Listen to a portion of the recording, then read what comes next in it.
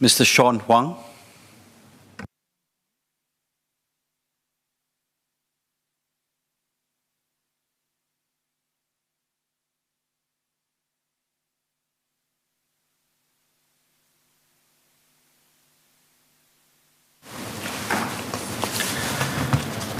Mr. Deputy Speaker, Singapore has many notable science and tech achievements. Those of my generation would fondly remember the 1989 Sound Blaster by Creative Technologies, Sim Wong Hoo. It's probably difficult to comprehend why the hype over quality music and sound over a desktop computer. Back then, this was cutting edge. It was a computer chipboard that enabled users to play and record speech and music, selling more than 400 million Sound Blaster cards worldwide, and the first Singapore company to be listed on Nasdaq. Just 2 decades ago, Track 2000, a Singapore company invented the thumb drive. Using a USB interface, the thumb-size storage device had a plug-and-play convenience. It was a wave that swept the floppy disk and mobile storage segments. Looking at the trend of mobile payments today, a cashless society and the rise of mobile wallets, NETS, Network for Electronic Transfers, started work on their ambition in 1986 with electronic transfers at point of sales. The digital or mobile wallet in the form of cash card was then rolled out in 1996. Singapore was ahead of our time in spearheading technologies and pushing the frontier of fintech. Today, on the list of the world's 10 most valued and largest companies by market cap, except for the two, which is Berkshire and Saudi Aramco, all the rest are IT and tech companies. The future economy will be driven by the fourth IR moving from traditional digitalization to an intelligent era. Smart homes, smart factories, lights out manufacturing, a great way to mitigate manpower and environmental issues, and smart cities. The future powerhouses will be driven by innovation. According to the World Bank in 2017, Singapore's R&D percentage spent of GDP was 1.94%, an estimated of $6.7 billion USD. The same time in 2017, Israel spent 16 billion on R&D. In 2021, Israel was 4.94%, Korea was 4.53%, Switzerland 3.37%, Slovenia, Czech Republic, and Iceland ranks higher for percentage GDP spent on R&D. The OECD average is 2.4%. To further put into context, Alphabet, the parent company of Google, spent $31.5 billion on R&D, Amazon 42.7, and Microsoft 19, just to name a few. Although highly innovative companies with substantive R&D expenditures provides much opportunities and some form of inoculation, it does not guarantee survival. Much still requires leadership. We know of Kodak, Nokia, BlackBerry, and Yahoo. Interestingly, any keen observer will realize Kodak and Fujifilm were in the same position.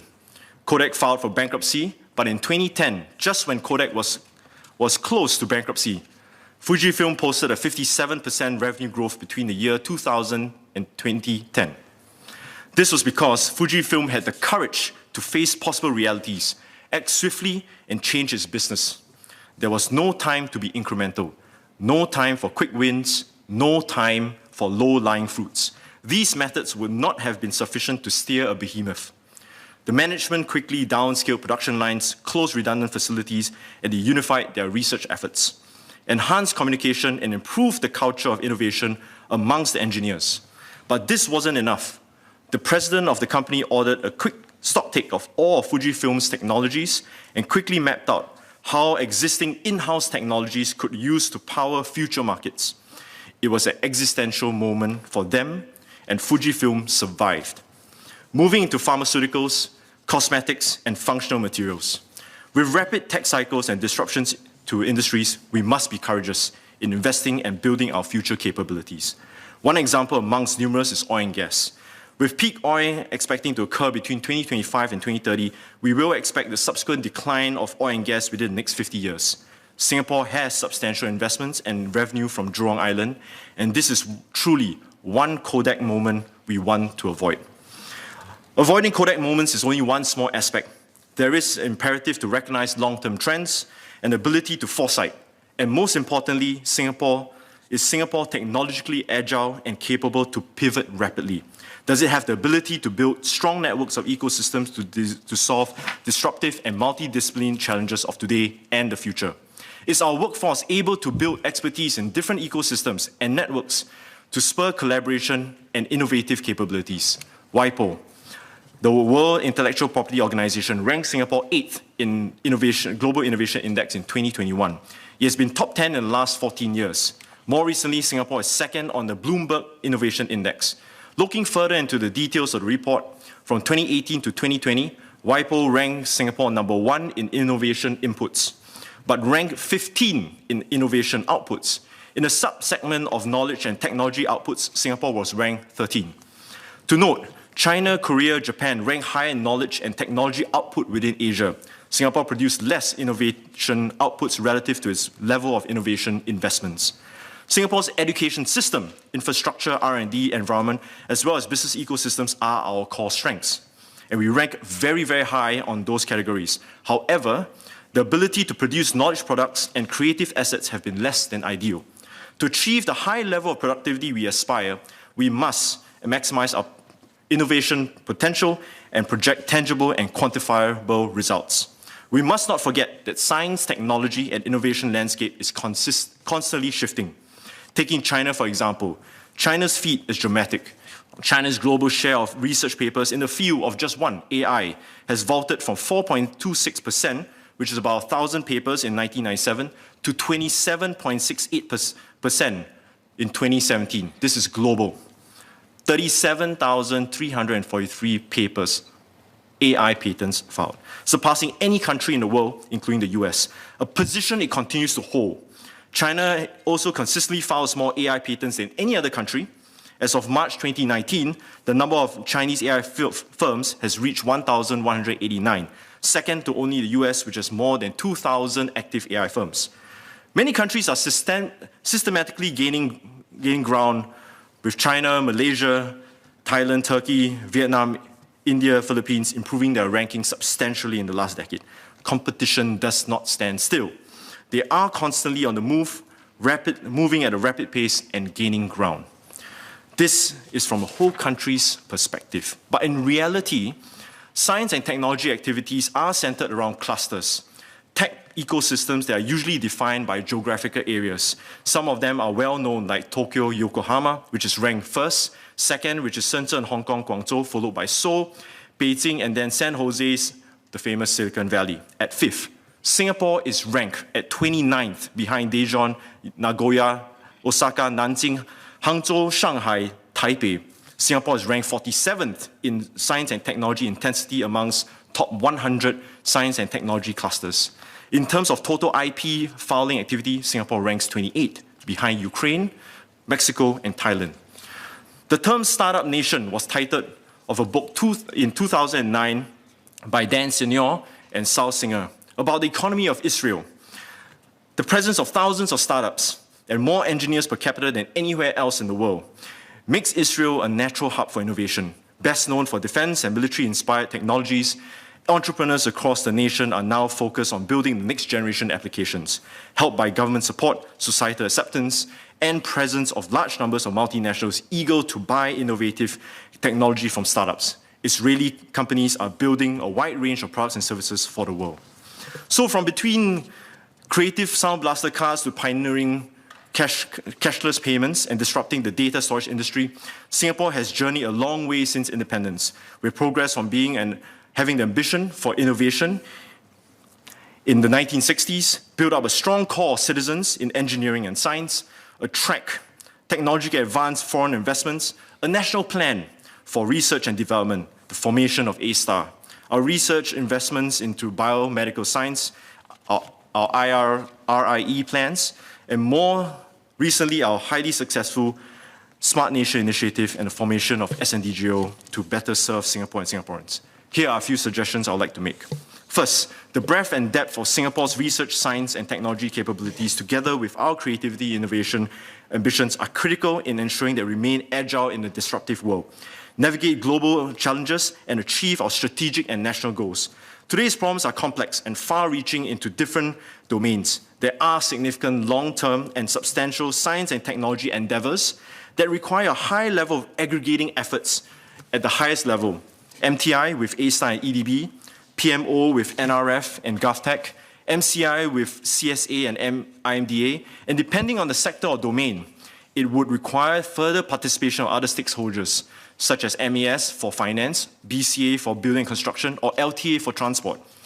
Scientific America published an article on the need for the US to establish a federal Department of Science and Technology as its STEM-related policies is administered by a bewildering array of entities, which dilutes its effectiveness. It stated that the failures of producing COVID test kits, slow and ineffective rollout of COVID vaccines, and cybersecurity attacks on government agencies despite multiple warnings. This reflects the central failure of agencies with science and technology ambitions to meet the challenges of the 21st century. Similar to events leading up to 9/11 in the US, where organizational weaknesses were revealed in scattering of multiple intelligence capabilities across agencies and the federal government. As such, there is a need to better organize scientific efforts. More recently, the US has elevated the Office of Science and Technology to a cabinet-level appointment, with plans to establish a new Department of Science and Technology. Many other successful and innovative countries have done so: South Korea, Japan, Israel, India, Denmark. Given the emerging trends and existential nature of science and technology for Singapore's future, it may be timely to consider re-establishing the Ministry of Science and Technology to bring laser focus on making Singapore's scientific, technology, and innovation efforts more effective. Next, to succeed, we must keep our pace. In fact, we must double or triple our pace to maintain our competitiveness and relevance. These are important decisions, and the choices that the government takes on research, innovation, science, and technology will set the future trajectory for Singapore. One of the most important commitments is to increase the total R&D investment.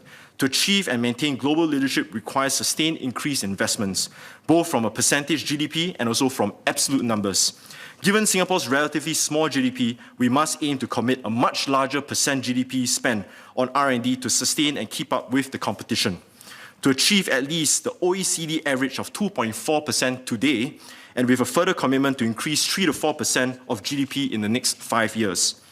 Third, for Singapore to maintain its competitiveness as a business destination for investments in R&D, the government should review the speed and agility of business execution in Singapore and balance with the risk-reward outcomes. Singapore must keep pace with the decision cycle and execution agility of businesses today, especially so when added stability will reduce R&D investment risks, enabling businesses to invest in the long term and build innovative partnerships. These investments must be coherent with our ambitions to build up local enterprises, manpower, and Singapore's overall capabilities. Fourth, building local R&D capabilities by supporting local research and development clusters, collaborate, partner, and sharpen product and service quality locally, build portfolio and credentials locally for international markets, and accelerate growth through regional and global networks. ST Engineering is one prime example. For decades, MINDEF has partnered ST Engineering to develop capabilities in-house. Through these R&D and capability development, ST was able to scale and export capabilities overseas. We can build more of these such champions, and there are numerous opportunities. For example, given that we are the largest customer of elevators in the world, there are opportunities to build a regional, if not global, elevator technology champion. Our Singapore water story is one of the most compelling in the world. Building capabilities and overcoming challenges. We have co-developed water technologies, and there are opportunities to build a multi-billion-dollar Singapore water technology champion. We had a Singapore company that was a potential unicorn in the renewable energy for Singapore and the region, but today we are not. Road and building technologies, healthcare such as COVID test kits, high-tech hand sanitizers, and the list goes on. I've spoken to some entrepreneurs who have mentioned the difficulty that their products having to face immense scrutiny by local regulatory authorities, the skepticism of being a locally made product, and the fear of endorsing a product. I think we can do much more to build a collaborative environment that encourages partnerships to help these entrepreneurs navigate through difficult requirements and enable them to build on their capabilities. We must seize every opportunity to build long-term R&D partnerships and to co-create capabilities with our local enterprises. Fifth, Singapore must be open to attract talent from across the world. In the United States, evidence shows that immigrants are often the most productive innovators and entrepreneurs that are vital to competitiveness and fuel growth. In the United States, the National Foundation for American Policy finds that 55% of the billion-dollar startup companies in the United States had at least one immigrant founder. These companies are not only valuable, but they employ a lot of people. Among privately held billion-dollar startup companies in the United States, those with immigrant founders have created an average of 1,200 jobs per company in the US. The collective value of some of these 50 immigrant-founded companies far exceed the entire stock market of several countries. America's ability to attract international students foster entrepreneurship. About 23% of billion-dollar startup companies had a founder who first came to America as an international student. Slack, Peloton, SpaceX, and WeWork are all immigrant founders. The American education system has embraced international students as part of the learning experience and cultural exchange, which results in more robust, vibrant, and competitive landscape. 6, we must strengthen Singapore's skills and competencies by maintaining a strong supply of skilled workers, provide continued training and skills acquisition throughout their careers, build up alternate entry pathways for those who are doing mid-career switches, and recognize the transferability of skills. This will provide the required opportunities for Singaporeans to remain agile and productive longer. It must also be recognized that present and future challenges are complex and multidisciplinary, which would require a team with diverse skills and expertise. We must stretch the potential of Singaporeans to enable them to progress, to enable them over their lifetime, on their own time, to achieve the highest education and skills potential.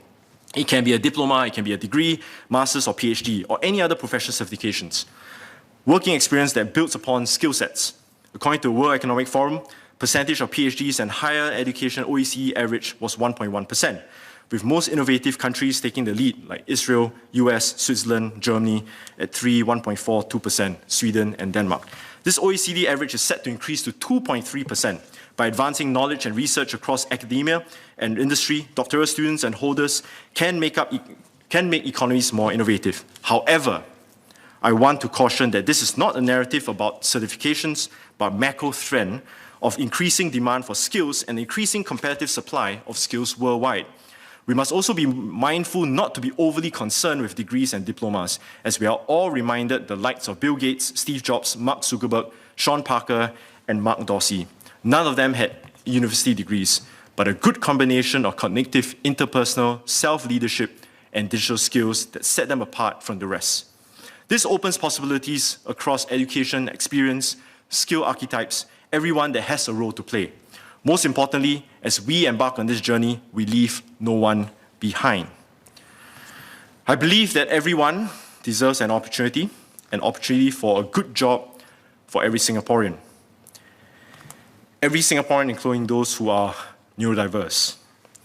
The last 18 months was the most rewarding journeys for me, a journey that's proved to those who are neurodiverse and can hold good jobs, that pay well and have rewarding careers. Careers in ICT and cybersecurity, an industry with much promise. I work closely with Sister Denise Pua and her team in ARC, supportive bosses, Dylan and Casey, my teammates, Zai Shao and Ariel and Keng Hui, with leading cybersecurity company Ensign, with support of Tammy and Stephen. It was an open collaborative environment where ARC identified neurodiverse individuals and together with Ensign, trained them and then placed them in high quality jobs and provide them with job support. The Ensign team also trained to make sure there was a conducive working environment for all. It was a team effort, and that was what made the difference. All of us doing a bit more for one another. From a small training pilot program of 4 cybersecurity analysts a year, within 2 months, and because of these individuals' remarkable performance, we will now want to increase hiring by 400% from 4 a year to 4 every quarter. When I heard that the program was a success, it truly touched my heart. Be bold in investing in our future. Be bold in investing in our people. Be bold. and there'll be a place for all of us. Geraldine, on your birthday, Papa would like to wish that you have a Singapore that is tech-enriched, inclusive, and above all, kind, loving in all we do, fighting for a better Singapore. Majula Singapore. I support the budget. Thank you.